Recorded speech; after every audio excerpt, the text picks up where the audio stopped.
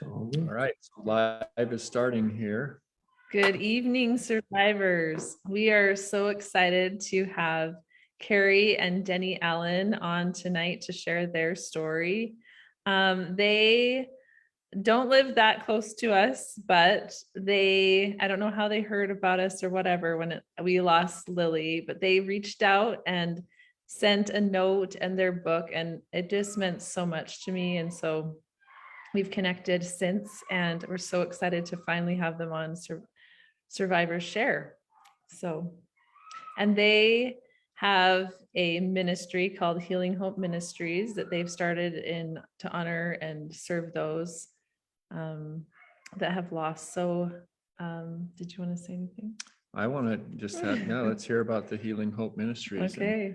We'll turn the time over to you guys and you can share your story. So tell us a little bit about how this got started, or what was its origin, what brought this about for you guys in your life, and a little bit about you too. Matt? Yeah. Go ahead. So back let's see, where do we start? We got married in 2009, and 3 weeks after we got married, Denny got deployed. So he was gone for a year. So we joke a lot that was an easier year of our life, but it was hard during the time. But anyway, so he came back. We had our first son, Asher. He was born in March of 2012, and he was happy, healthy, beautiful red hair, blue eyes. 2011. 2011. Oh my goodness. We skipped I right. I shouldn't say dates anyway. That's okay. So he came into our life and he was amazing. And we just, we were just living life. Life was good. And then he was 15 months old, and on July 2nd, 2012, he died, and it was very sudden. There's really no reasoning that we got from any doctors. So that just put our world into a tailspin, and yeah. I honestly had been suffering from pretty bad mental health issues from being overseas. Had some real challenges in that, and to be honest, Kari and I had difficult challenges with our marriage before Asher died because of my issues. I had a lot of anger and depression and just a lot of things going wrong in our lives. But then again, we're extremely happy. We're starting our family. I got married late at 38, so I was so thankful that I found her. And then Asher died, and it was just that one more thing, especially in my life, not to discount the impact in Kari, but it was literally the last point. I was done with life in a major way. And if you want to talk a little bit about how God stepped in that first night, everyone started gathering at our house, and most of Kari's family lives down in Nebraska, so it took them a little bit of time to get up there. But I had kind of disappeared, and Kari had noticed that, and I'll kind of let her take that story over on that piece of it. Yeah, so you get home, your house starts filling up, everybody wants to be there right away, they don't know what to do, which is normal. But then I noticed that Denny was missing, and I started panicking because I knew his struggles, and I thought he was probably going to end his life. Like that's where we were. And so I found him in our bedroom, and he was knelt down next to our bed, and he had the Bible open. And in my mind, I'm like, whew, it's best case scenario. Like, okay, all right. And I knelt down next to him, and he said to me, we have two ways we can go here.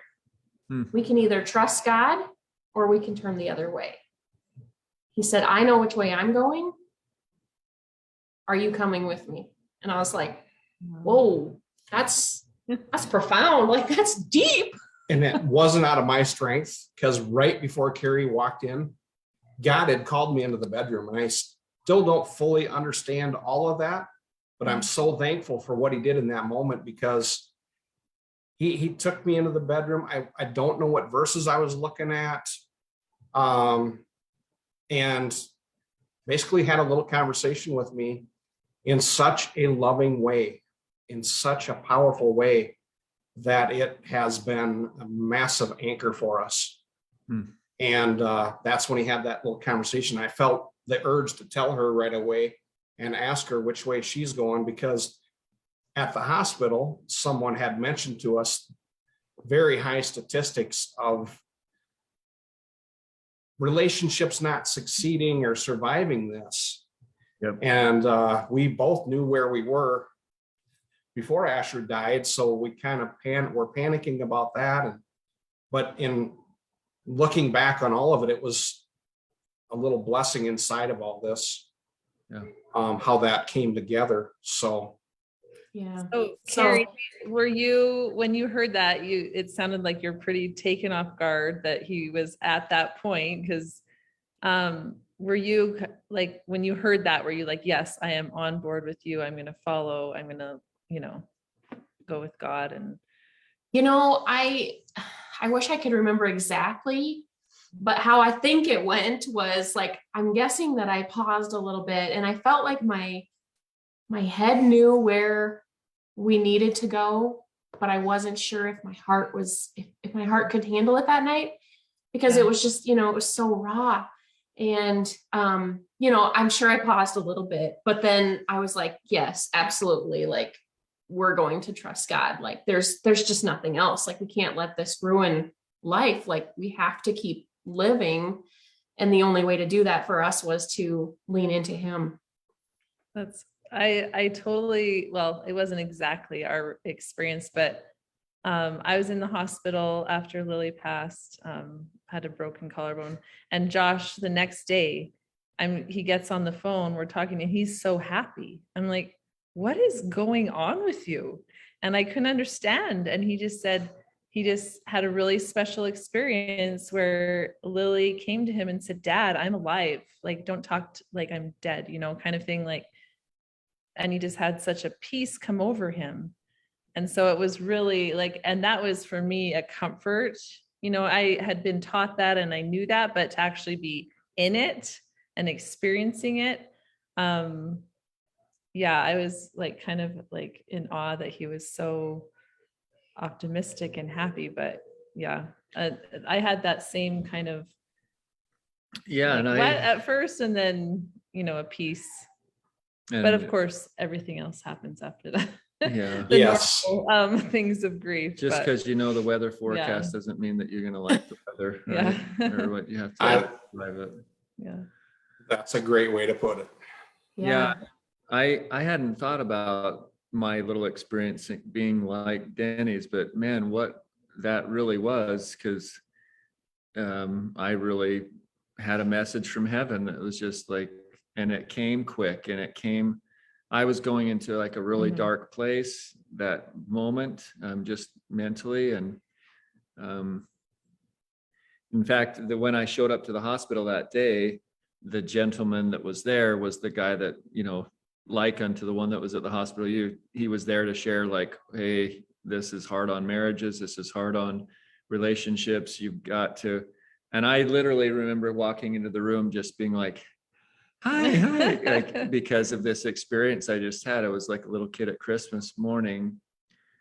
But yeah, that's neat. And I think that's for us and those who are listening, I think that should give all of us just a little insight that God does truly kind of look after us in the way that we needed to. Because Stacy, frankly, I know wasn't in the state of mind that she could have really received anything at that time. She was on a lot of drugs from pain and different stuff. And if it would have come from her, I don't know how that would have affected me in that situation. But that's cool. Very cool. So you had this experience. You guys feel, okay, we know that there's two paths. I know which way I'm going. So what happened then? What led to what was the next step, or what did you guys do next? Yeah, so I mean, obviously days are dark, long, hard. Mhm. Even though we get those little glimpses, it's still like you have to go through all the The storms. the storm. You have to weather the storm. But I just found such comfort in talking with other people who had been through similar situations. It was almost like people came out of the woodwork. I didn't really know of anyone that had really lost a child before this happened to us. And then it felt like all of these people were like, oh, us too, us too. And I was like, what, why didn't I hear that before? But anyway, so they started reaching out to me, and I would just go to lunch with them, and our lunches would turn into 3-hour conversations. And it was so healing and comforting to my heart. And that's honestly how I feel like I survived the first year, was doing things like that, other than, you know, God carrying me through and all that. But he put these people in my life, I feel like, to help me walk through that time. We also, Denny found a retreat center up in northern Minnesota, and looked all into it, asked if I wanted to go. And I was like, no. and we went, obviously. And it was like 3 or 4 days, just really focused on kind of sitting in our pain and really learning a lot more about the grief journey and how we were grieving differently. And I think that experience is probably one of the other really big things that kind of pushed us along onto where we're at now, as far as serving other people. But if you want to. Yeah, just I Googled or searched for grief retreats or something. I was at the bottom. I was in a really, really tough place, and wasn't the best at communicating all my emotions. I didn't know what I was feeling. It's all mixed together. It's hard to communicate, and it's like you're talking 6 or 8 different languages mixed together, and people look at you funny when you're trying to express things. And that happens between your spouse too, because Kari would want to do certain things, and it really wasn't comforting to me. And I didn't know how to express that to her, so I'd say nothing, and all those different emotions and feelings. So those things we kind of got to unpeel with this third party, this blessing that we found, and both decided to go. And so, yeah, it was just turned us one little degree to find that better path over the darkness, depression, and confusion. So. And I think though the journey, at least ours, it sounds like yours also, but like how you're saying the little degree at a time, like there are so many times when I was like, well, I just need to know all of it right now. Like, I just need to know what it needs to be about and all of this stuff. But God was like, you can't handle that. So I love how you explain that, the little degree by little degree, because it's so true. He just gives you a little bit at a time, and then it unfolds into this beautiful masterpiece. So this place that you guys went to, where was it at? It's called Smile Again Ministries. It's northeast of Brainerd, Minnesota. Okay. So Sioux Falls area, it's roughly 6 to 7 hours northeast of Sioux Falls area. So are they still an active? They still are in operation. The family that served us has passed it on to the next family. Pat and Judy Meisner are the founders of Smile Again, and they're honestly who mentored us and helped us develop and get Healing Hope off the ground, and gave us reassurance and confidence to step into this. And so there's no competition. It's just the more of these resources we can all share and step into, the better for the grieving community. Sure. Yeah. And it's just, what did they teach you, just out of curiosity, what did they teach you about grieving, or about that suffering that you were experiencing that you didn't know? Or what did they help you understand that you already did know, but it didn't really make sense to you? a powerful part about what they teach and how they step into the pain with you, your story, is letting you tell your story. Like the importance of this, your guys' group and mission. It's critical that we can speak it out, write it out, share it with each other, share it with others. And we learn so much just from that one process, that you're not only sharing your story, but you're giving people permission to step into things with you, because the fear is so high in this realm of loss. People don't know what to do or say. And if you take that first step and just tell your story, however much of that you need to or can at the time, it gives those other people in your life opportunities to share something they might have remembered about Asher, or started conversation in that realm, which silence is bad, and isolation is bad.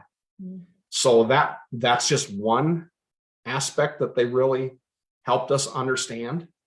And just with love, with no judgment. They've heard anything and everything from parents, from every aspect of being so angry at God, or God's never been in their life. So all those things, they just sat with us, met us exactly where we were. And that helped me tremendously. And I know, discussing with Kari over the years and months here, that it's been a big piece of things, of just being able to do that. And that's how we learned to understand our grief better, then we can maneuver things better. So What about you, Kari? Anything that you walked away from that Smile Again experience? I think looking back now, I can appreciate what happened there. Of course, when we left, it was like, oh, that was a lot. Like, it wasn't like this magic, like, oh, I'm all better, It was still really, really hard. But looking back now, I'm so thankful that they just kind of like held that safe space for us, and they helped us like learn how to talk to each other. Because honestly, before that, it was just us at home, because Asher was our only child at the time. And so we would sit in our house, like in different corners of the living room, and we wouldn't speak to each other because we didn't know what to even say, because we both were hurting so bad. So they just kind of helped us like figure out how to communicate with each other, how we were going to do things so differently, and that was okay. Like he said earlier, I liked to look at all the pictures. I wanted to hear the videos, to hear Asher's voice. Like, and he was like, I can't do that. Like, he would leave the room or tell me to shut it off. And I'm like, what? Why? So they just kind of helped us appreciate like that we're going to do those things different. The other thing that I thought was really powerful was, they help you kind of look at whenever you go. You don't have to go in the first year, but a lot of people do go in the first year. They helped us look at like the upcoming holidays, or, the birthday, the death day. Like, what are you going to do on that day? What is it going to look like? It's hard to think about those things, but it felt safe to do it with them, to give us ideas, or, to just kind of give us like the tools, like, and the permission that you don't have to do things the way you used to do them. Like, things are going to look different, and helped us kind of like tell our families, like, this is going to look different. And it's not because you did anything wrong. It's not because we don't love you. Like, we just aren't able to do that right now. And I think that was so empowering to have that. Get permission to say, hey, you know what, this is the way we want to proceed because of where we're at. Yeah. Well, that's cool. So from then you came back from that, and now you've got your own ministry, Healing Hope Ministries. How did that evolve, or what was the triggering, or was it a instant, oh, we got to do this, or was there little things that kind of led to it, and then you just decided, hey, this is what we want to do? I think, like, it's just really little things. Like, when we, the first thing, that we did, I think that next year was Brianne Edwards with Locks Legacy. She had a walk in Sioux Falls. And so we got our friends and family together and they all came out and supported us in that. And so that felt really good. And then from there, it was like, okay, maybe we could do a walk. And so the next year we did a walk in Asher's memory, and we just kind of made it a fun Disney themed, like we called it Asher's Magical Adventure because he loved Mickey Mouse. So we had, kids games, and we did a 5K and a mile walk, and just real fun. And that was like, okay, so we were raising money just for different nonprofits that were really meaningful to us at that time. And then we did that for 2 or 3 years, I think. Yep. And then in 2015, I was like, well, actually, no, we did it in 2015, but we were feeling a lot of stirring before that. And I think we both knew that there was going to be something more, and that we were already kind of doing this stuff. Like maybe we should actually like make this official and start our own nonprofit to raise money for, and to actually like serve people, because we had kind of started doing that anyway. So then we announced to our friends and family in 2015, this is what we feel like we're being called to start something like Smile Again. And things just kind of went from there. We got established and incorporated as a nonprofit in South Dakota the next March. And it actually went through on Asher's birthday. So that was like a blessing in disguise. It's a big wink.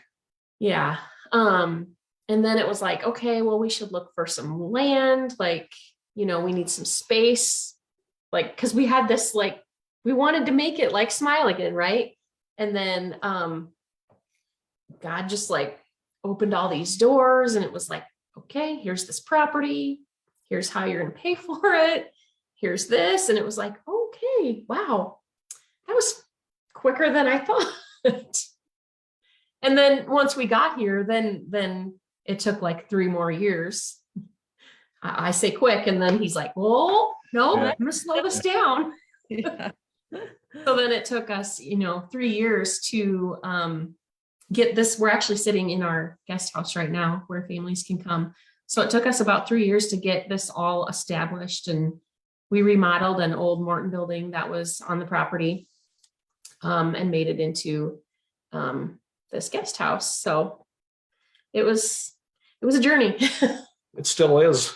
Yeah, I'm sure. Wow. And I remember I saw Kari at a retreat that we both went to, and you just had mentioned how you guys are not like trained professionals doing this, but you're just doing what you're called to do, right? And I think like we have felt that same way. Like we're just doing what we feel like pushed to do.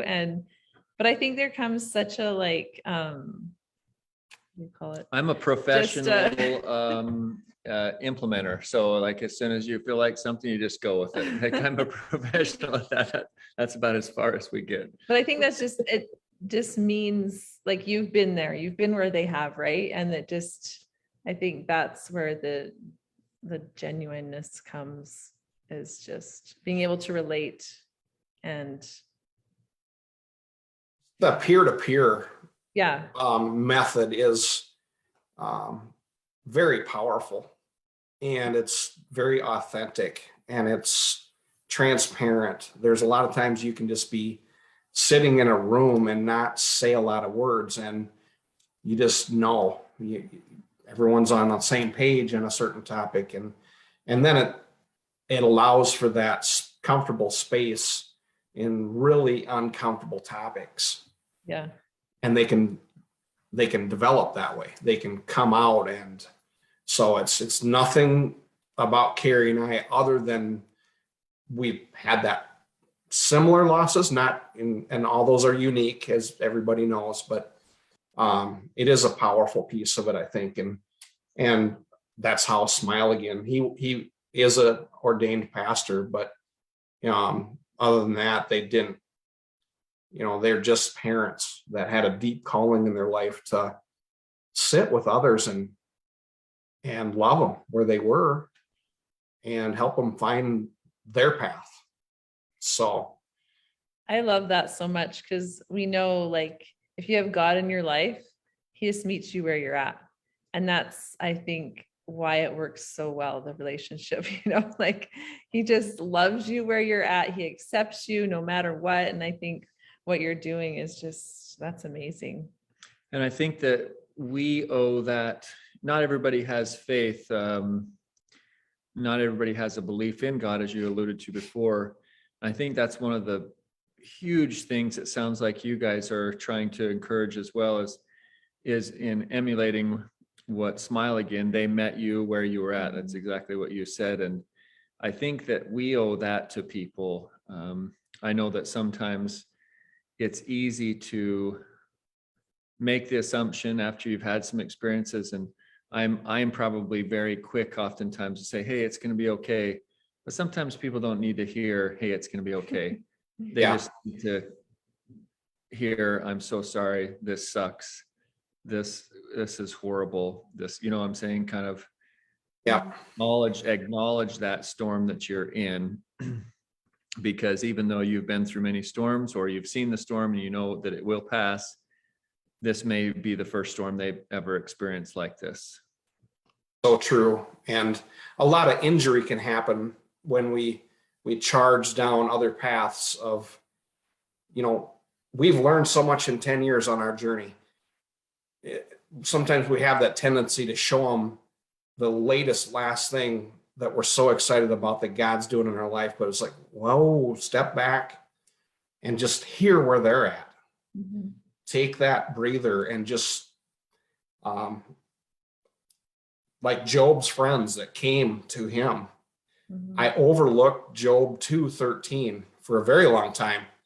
It speaks about his friends sat with him for 7 days and 7 nights and didn't speak. And that was powerful for me to hear that. And this is only a few years ago that verse kind of popped into my, I never really pondered on that. You hear about Job and all the pain, which is tremendous, overwhelming. But then to hear that his friends had that ability to sit and not give him everything he needed, which they didn't know what he needed, but they might have thought they knew, like you had mentioned. It's our tendency to do that, and sometimes that can do a lot of damage. It doesn't mean you don't get there and have those conversations. We do, but it's on their terms, on their timeline, on how that all plays out. And so it's a powerful piece of it too, the timing. So if someone was going to come to your Healing Hope Ministries, what does that look like? And I think you said you just do one family at a time. Is that correct? We do. We do offer a lot of different things, but for the retreats, we do one family at a time, because in this guest house, we have 2 bedrooms, a bathroom, kitchen, living room. So it's just 750 square feet. So it's the family here, and then we live on site in the house next door, basically. And so they come for 2 to 3 days. We give them a little workbook and we say, okay, start looking through this tonight. We kind of get acquainted, show them around, look through this tonight, and try to answer the questions in session 1. And then we set up a time to meet with them the next morning, or next day sometime, like maybe we'll meet at 10 o'clock to kind of go through these. So then we basically connect again the next morning. Basically they share with us what they wrote, but really, if it's a married couple, they're actually sharing with each other, which you don't usually do, especially when it's that really hard grief that you're both like doing together. So I think, they share that with us, which is really powerful, because then they're just really talking to each other. We're just in the room with them and helping them have the conversation. We just gave away all our secrets. It's a powerful thing and people can do this in their home, but it's tough to do just as a couple without that person kind of, facilitating or whatever. It doesn't take a professional. It takes somebody a loved one in your life. A neutral figure is extremely powerful sometimes, just to be present. Absolutely. So then we might break, they'll make their own lunch. Then we might get back together in the afternoon and do a craft with the whole family if they bring other children. And then it's a lot of, they're just family time, and then they have to work on the next day's homework, and then we get together. And so it's just that's kind of the process. And we're really flexible. Some families come with just the couple, some bring their children if they have other children. And yeah, it's just a really neat experience. It's very powerful. So we have that. That's kind of that was what we were like created for. So we thought, but we've really evolved, especially when the pandemic hit and everything. So we also do ladies retreats, which might look like a one day, like on a Saturday from 9 to 4. Maybe we can have like up to 10 ladies here, because it's not huge. But then we're starting to do those offsite as well, so we can have larger numbers, which we're doing our first one in Nebraska this summer. So that's exciting. We also do grief groups once a month on the third Monday of the month.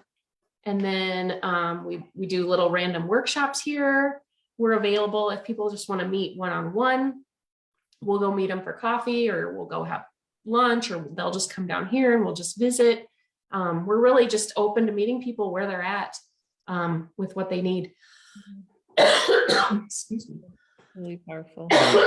Also, we do walk to remembers, and this year we have 7 planned, and those are exciting to me. It just brings so much of the grieving community together. And usually this year we're going to do 7, ranging from on-site in Alcester, South Dakota, to Winter, South Dakota, Valentine, Nebraska, Madison, South Dakota,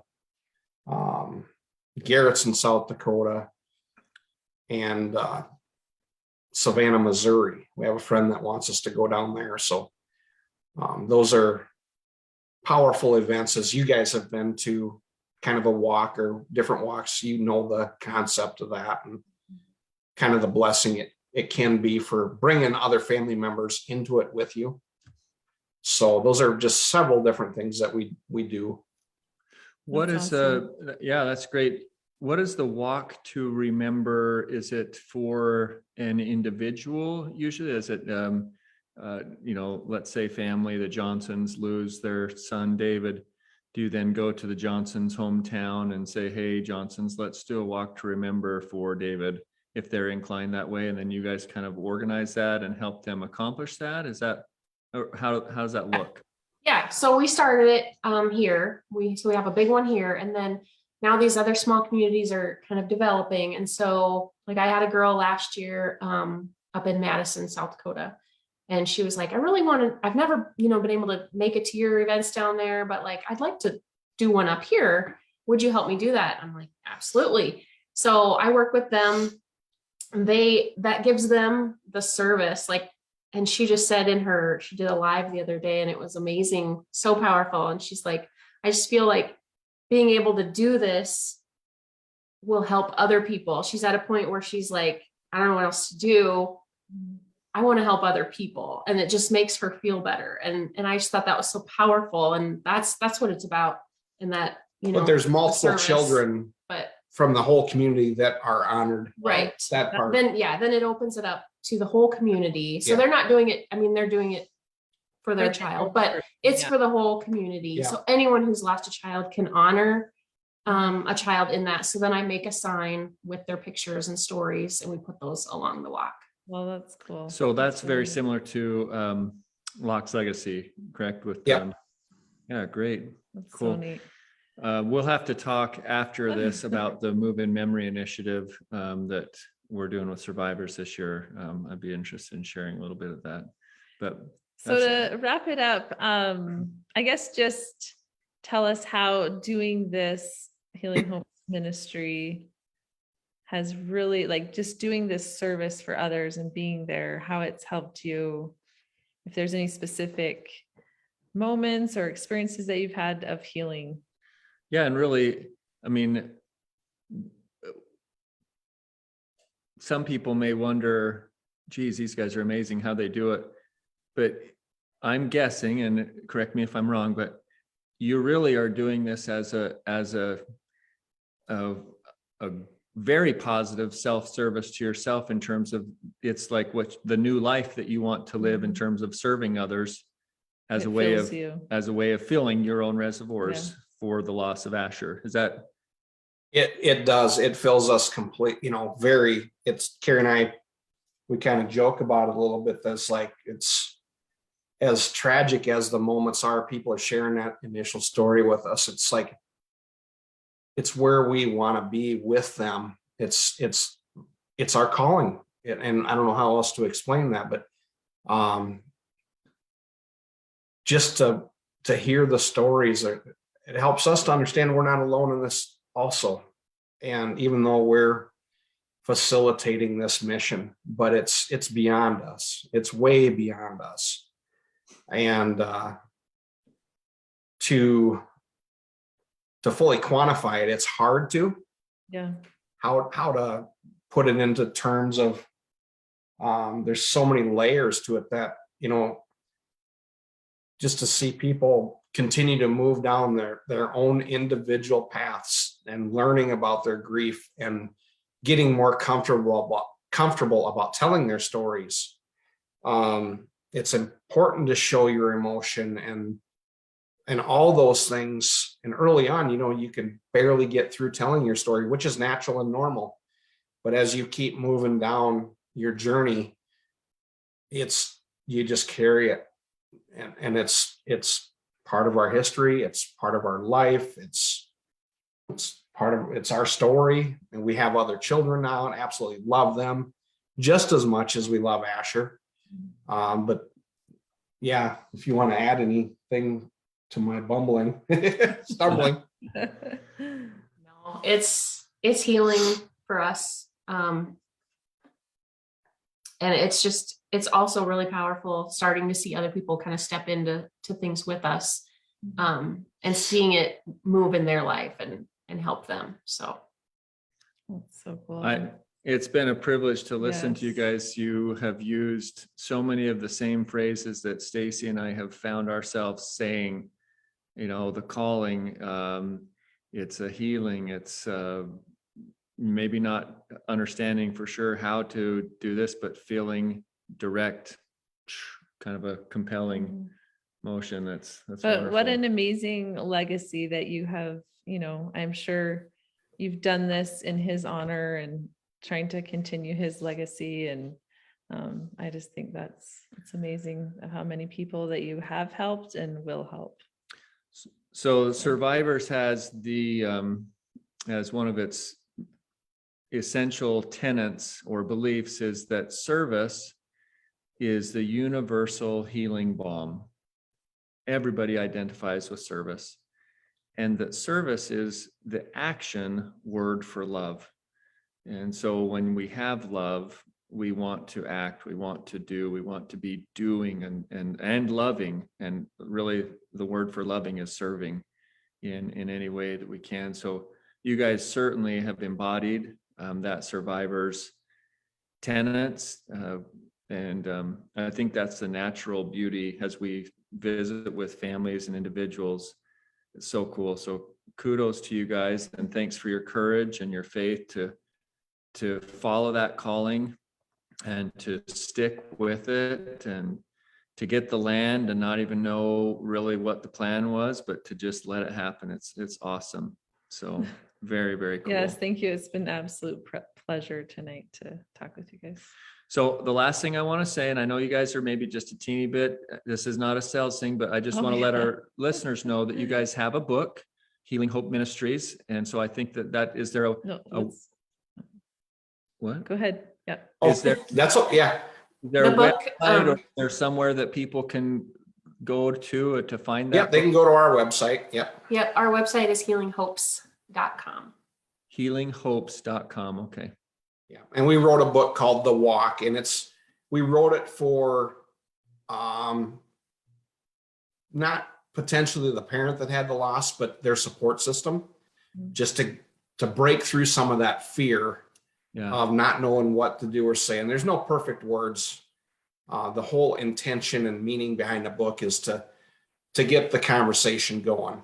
And just a simple way for me to summarize things is for people that want to support a loved one on a grief journey is ask,